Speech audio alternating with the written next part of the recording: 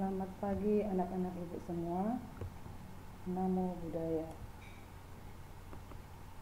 Baiklah, untuk pertemuan kita pertama di semester ganjil, kita akan mulai dari materi harmonisasi hak dan kewajiban ajasi manusia dalam perspektif Pancasila.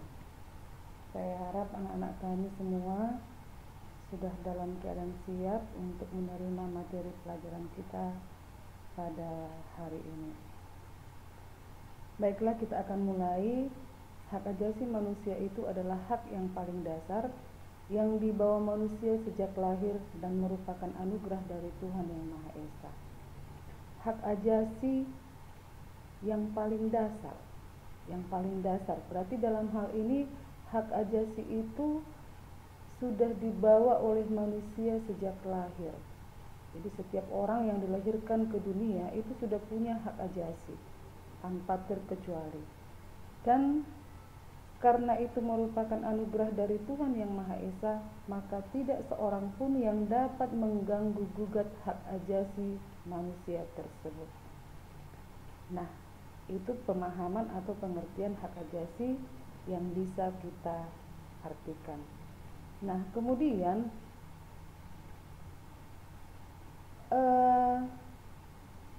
hak ajasi itu berbeda dengan hak-hak yang lain. Nah, misalnya kamu dalam kehidupan sehari-hari punya hak, ya, kamu punya hak. Nah, dalam hal ini hak ajasi itu memiliki ciri-ciri yang tidak sama dengan hak yang kamu miliki dalam kehidupan kamu sehari-hari. Nah, hak ajasi manusia itu memiliki ciri-ciri sebagai berikut. Pertama, hak ajasi itu mempunyai sifat yang hakiki, di mana hak ajasi manusia itu adalah hak ajasi yang dimiliki oleh semua manusia yang sudah ada sejak lahir. Makanya dikatakan dia bersifat hakiki karena memang sudah dibawa manusia sejak lahir. Nah, jadi kita kembali kepada pemahaman dan pengertian hak ajasi itu sendiri. Nah, kemudian yang kedua, hak ajasi itu sifatnya universal atau berlaku secara umum, di mana hak ajasi itu berlaku secara umum tanpa memandang bagaimana statusnya, apa sukunya, apa agamanya, apa gendernya, apa warna kulitnya, dan lain sebagainya. Setiap orang dengan perbedaan apapun itu tetap memiliki hak ajasi. Jadi hak ajasi itu berlaku bagi setiap orang tanpa terkecuali. Nah, itu yang dimaksudkan dengan hak ajasi manusia bersifat universal. Nah, kemudian hak ajasi itu tidak dapat dicabut. Artinya hak ajasi manusia tidak dapat dicabut atau diserahkan kepada pihak lain. Artinya seperti ini, saya tidak bisa mencabut hak ajasi yang ada pada kamu, dan kamu juga tidak bisa mencabut hak ajasi yang ada dalam diri orang lain. Nah, mengapa demikian? Karena setiap orang punya hak ajasi. Nah, oleh karena setiap orang punya hak ajasi, bagaimana mungkin orang lain mencabut hak ajasi yang dimiliki oleh orang lain? Nah, seperti itu. Nah, jadi tidak satu orang pun yang bisa mencabut hak ajasi itu, baik dia penguasa, baik dia orang yang datang dari golongan atas, dan lain sebagainya. Nah, seperti itu. Nah, kemudian hak ajasi tidak dapat dibagi, ya, tidak dapat dibagi hak ajasi itu. Semua orang berhak mendapatkan semua hak, ya, semua orang berhak mendapatkan semua hak. Misalnya, kamu berhak mendapatkan hak pendidikan, ya. Orang lain berhak mendapatkan hak untuk hidup.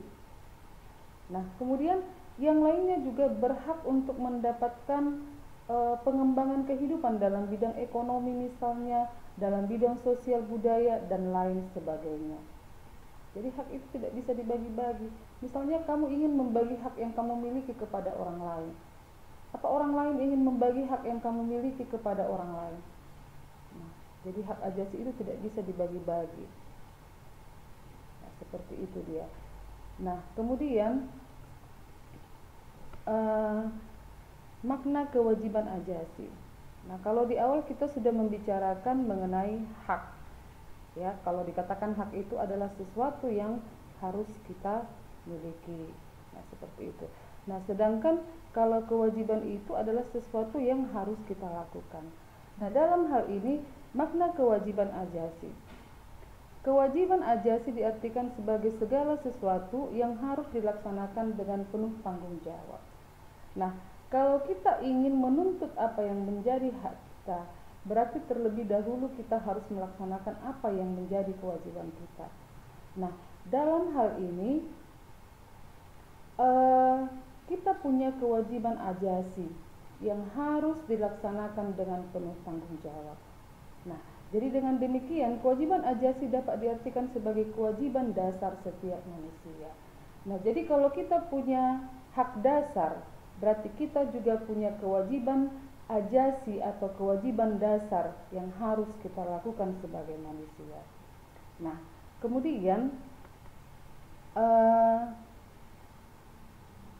yang perlu kalian ketahui dari materi kita ini sudah termasuk inti daripada pemahaman mengenai hak ajasi dan kewajiban ajasi. Nah, jadi saya harap anak-anak kami bisa memahami dan mengerti mengenai apa itu hak ajasi dan apa itu kewajiban ajasi. Nah, selanjutnya kita bisa berdiskusi nanti di CR, ya. Apa yang kamu tidak pahami, kamu bisa tanyakan, dan Ibu akan memberikan juga beberapa pertanyaan yang berkaitan dengan materi kita ini di CR. Untuk saat ini materi yang singkat ini Ibu cukupkan sampai di sini. Silahkan kita berdiskusi selanjutnya di CR. Namo Buddhaya.